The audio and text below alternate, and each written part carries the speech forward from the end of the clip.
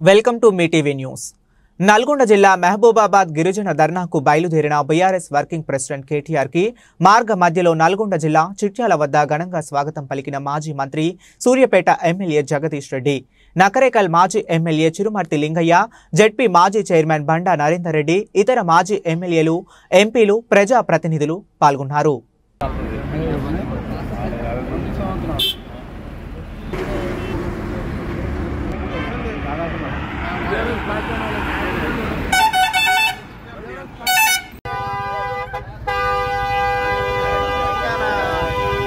ముందుకు రండి అజయ్ ముందుకు రా.